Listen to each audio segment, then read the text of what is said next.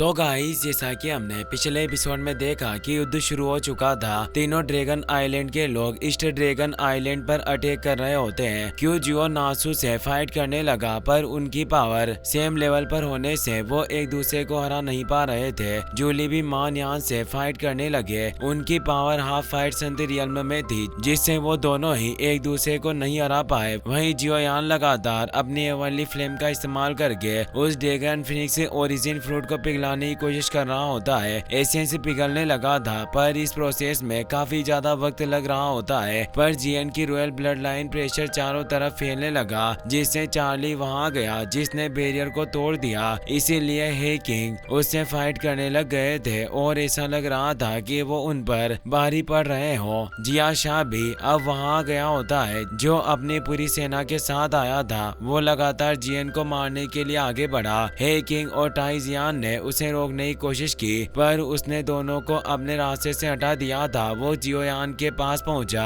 पर जियोयान बातों में उसका वक्त जाया कर रहा था और उसने एक इल्यूजन को क्रिएट किया हुआ था, जिससे जिया शाह को काफी गुस्सा आया और उस पर पावरफुल क्लो अटैक करने लगा। पर तभी जीएन जाग गई थी और उसने जिया शाह को दूर फेंक दिया। उसकी पावर एम्परर ब्लड लाइन के जागृत होने से काफी ज्यादा बढ़ चुकी थी, जिससे सभी परेशान हो गए थे। सभी की सांसें थम चुकी होती है। उस एनर्जी के साथ जो एम्परर ड्रैगन बाहर आया होता है, वो जीएन की बॉडी के साथ मिल जाता है, जिससे काफी तेज एनर्जी रिलीज होने लगी और उसकी बॉडी पर विंग्स निकल आते हैं। उसकी बॉडी से निकलने वाला ऑरा इतना ज्यादा फियर्स होता है कि वो सभी तरफ फैल रहा था। चार्ली और हे किंग फाइट कर रहे होते हैं, पर वो इस ऑरा से दूर हो जाते हैं। बाकी सभी सैनिक भी दूर गिर गए थे। जूली भी एनर्जी देखकर हैरान थे और वो समझ जाते हैं कि जीएन ने ड्रैगन एम्परर पावर को जागृत कर लिया है और अब वो उनकी नई ड्रैगन एम्परर बन चुकी है। हे किंग अपने घुटने टेक लेते हैं और कहते हैं कि ड्रैगन एम्परर, आपका ड्रैगन आइलैंड पर स्वागत है। बाकी सभी सैनिक भी अपने घुटने टेक लेते हैं और ड्रैगन एम्परर का स्वागत करते हुए उन्हें ग्रेट रेस्पेक्ट देते हैं, ताकि उनका गुस्सा शांत हो जाए। जियाशा कमजोर हो चुका था, पर वो वापस से खड़ा होता है। वो जीएन से काफी ज्यादा डरा हुआ होता है और वो भी ड्रैगन एम्परर को रेस्पेक्ट देता है, ताकि उनका गुस्सा शांत हो जाए। और कहते हैं कि मैं सिर्फ अपने ड्रैगन आइलैंड के किंग के ऑर्डर पर यहाँ अटैक करने आया था, इसीलिए प्लीज आप मेरे इस अपमानजनक अपराध को क्षमा करें। और वो वहाँ से भागने लगते हैं। उसके साथी भी भाग रहे थे। हे किंग कहते हैं कि कुत्ते, तुम अभी भी भागना चाहते हो, और उसे रोकने के लिए जाने लगता है, पर जीएन मना कर देती है कि उन्हें जाने दो। जीएन जियोयान के पास आती है। जियोयान की हालत काफी खराब हो चुकी थी, क्योंकि वो कई महीनों से जीएन की बॉडी को रिफाइन कर रहा था। वो ठीक से जीएन को देख भी नहीं पा रहा होता, पर फिर भी उसे जीएन की फिक्र थी। वो कहता है कि मैं खुश हूँ कि तुम ठीक हो गई हो। जीएन से उसकी हालत देखी नहीं जाती और वो अपनी बॉडी से ड्रैगन एम्परर ब्लड ड्रॉप को बाहर निकालती है और उसे जियोयान की बॉडी में ट्रांसफर करती हुई कहती है कि तुमने मुझे बचाने के लिए काफी ज्यादा हार्ड वर्क किया, इसीलिए अब तुम्हें आराम करना चाहिए। जियोयान बेहोशी की हालत में चला गया था, इसीलिए जीएन हे किंग से बोलती है कि आपको जियोयान की अच्छे से देखभाल करनी होगी। हे किंग ड्रैगन एम्परर के ऑर्डर को मान लेता है और जियोयान को लेकर वहां से निकल जाता है। जीएन अब तीनों ड्रैगन आइलैंड के शिप्स के सामने आ जाती है। नासू और मानयान ये देखकर डर गए थे। जीएन सिर्फ अपने हाथ को आगे करती है और उन पर तेज दबाव डालने लग जाती है। ये दबाव इतना ज्यादा होता है कि वो सभी इसे सहन नहीं कर पा रहे थे और लो लेवल के सैनिक तो नीचे जमीन पर जाकर गिर रहे थे। वो उठने की काफी कोशिश करते हैं, पर उठ नहीं पाते।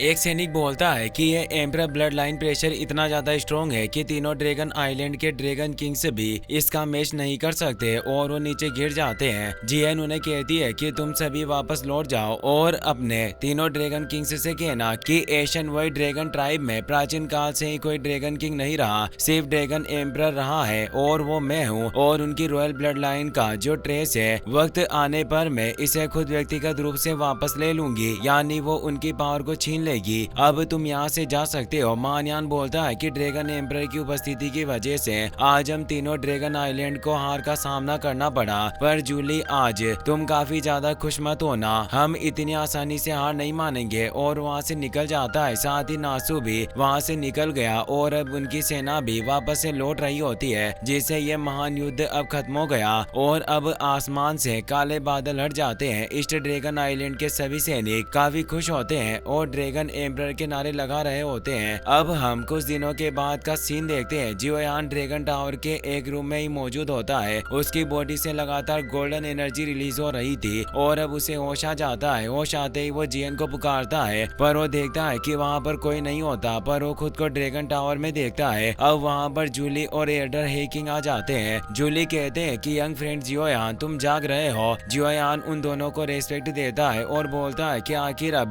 जियन की हालत कैसी है। वो दोनों भी जियोयान को रेस्पेक्ट देते हैं क्योंकि उसकी वजह से जियन क्रिस्टल से बाहर आ पाई, इसीलिए जियोयान उनके लिए एक तरह से सेवियर था। वो बताते हैं कि यंग फ्रेंड, तुम चिंता ना करो, ड्रैगन एम्परर अब ठीक है, पर अभी वो एकांत में चली गई है क्योंकि अभी भी जियन के द्वारा ड्रैगन फिनिक्स ओरिजिन फ्रूट की पूरी एनर्जी को अवशोषित नहीं किया गया और वो बची हुई एनर्जी को वापस से अवशोषित कर रही है। हे किंग भी बोलते हैं कि जियोयान, इन सब के लिए मैं तुम्हें थैंक्स कहना चाहता हूँ क्योंकि यह सब तुम्हारी वजह से ही मुमकिन हो पाया। वो जैसे ही जियोयान के कंधे पर हाथ रखते हैं, बहुत ज्यादा मात्रा में गोल्डन एनर्जी निकलती है। जियोयान ये देखकर हैरान हुआ कहता है कि जब से मैं जागा हूँ मुझे मेरी बॉडी में कुछ अजीब लग रहा है, जैसे मेरी बॉडी में कुछ बदलाव हुए हो। जूली बताते हैं कि नई ड्रैगन एम्परर जियन अपने ड्रैगन एंड फिनिक्स पावर के एक अंश को तुम्हारी बॉडी के अंदर छोड़ दिया है ताकि तुम्हारे घाव को ठीक होने में मदद मिल सके। और अब यंग फ्रेंड, तुम्हें अपनी बॉडी में मौजूद इस अज्ञात ताकत को जागृत करने की कोशिश करनी चाहिए। इससे तुम्हें पता चलेगा कि आखिर तुम्हारी बॉडी में क्या बदलाव हुए हैं। जियन जब उस पावर को महसूस करके एक्टिवेट करता है तो तेज गोल्डन एनर्जी वेव रिलीज होने लगी और उसकी पूरी बॉडी पर एक ड्रैगन स्केल एक्टिवेट हो जाते हैं। यह देखकर वो दंग रह गया। जूली बताते हैं कि जियन के उस एक ब्लड ड्रॉप की वजह से तुम्हें ड्रैगन स्केल आर्मर मिला है। ये आर्मर हमारी एशियन वाइट ड्रैगन ट्राइब की एक यूनिक डिफेंसिव स्किल है और तुम्हें जो ये ड्रैगन स्केल आर्मर मिला है, ये कोई मामूली ड्रैगन स्केल आर्मर नहीं बल्कि ये सबसे हाई लेवल का ड्रैगन फिनिक्स एशियन आर्मर है। हे किंग भी कहते हैं कि ये ड्रैगन फिनिक्स एशियन आर्मर वास्तव में एक प्रेशियस खजाना है। तुम अपने करंट स्ट्रेंथ के साथ अब होल ऑफ सोल के 9th तियानजुन के साथ अब फाइट करने के काबिल बन चुके हो और अगर 9th तियानजुन ने तुम पर डायरेक्ट अटैक करने की भी कोशिश की तो भी इस आर्मर की वजह से तुम्हें कोई नुकसान नहीं पहुंचेगा। जूली कहते हैं कि मैं नहीं जानता कि ड्रैगन एम्परर जियन को अपने एकांत से बाहर आने में कितना वक्त लगेगा, पर तुम्हारी साथी किंग लिन भी अभी तक एशियन ड्रैगन टॉम्ब से बाहर नहीं आई है, इसलिए जियोयान तुम्हें कुछ और दिनों तक यहीं रहना चाहिए। हम तुम्हारा अच्छा ख्याल रखेंगे। जियोयान उन्हें इसके लिए थैंक्स कहता है। अब हमें ड्रैगन आइलैंड के एक टावर का सीन दिखाया जाता है जहाँ जियोयान अपने 3000 नेवरली ड्रैगन को बाहर निकालता है क्योंकि इसी ड्रैगन आइलैंड के मास्टर ने उसे पाला था। वो ये देखकर हैरान था कि उसने इस ड्रैगन आइलैंड के बारे में जैसा सोचा था ये वैसा नहीं है, ये बहुत बदल चुका है। जियोयान कहता है कि तुम्हारे पिछले मास्टर के साथ क्या हुआ मैं कुछ नहीं जानता, पर वो यहाँ नहीं है जिससे तुम अपने घर नहीं लौट सकते, पर मैंने तुम्हें यहाँ लाने के अपने वादे को पूरा कर दिया है। 3000 नेवरली ड्रैगन बोला कि फाइनली मैं ड्रैगन आइलैंड पर आ गया जहाँ आने का मैंने हजारों सालों से सपना देखा, पर दुर्भाग्य से ये वो घर नहीं है जहाँ आने की मैंने उम्मीद की थी। और अब वो फ्लेम के रूप में जियोयान के पास वापस आ जाता है और बोलता है कि अब से तुम ही मेरे मास्टर होंगे। जियोयान इससे खुश था।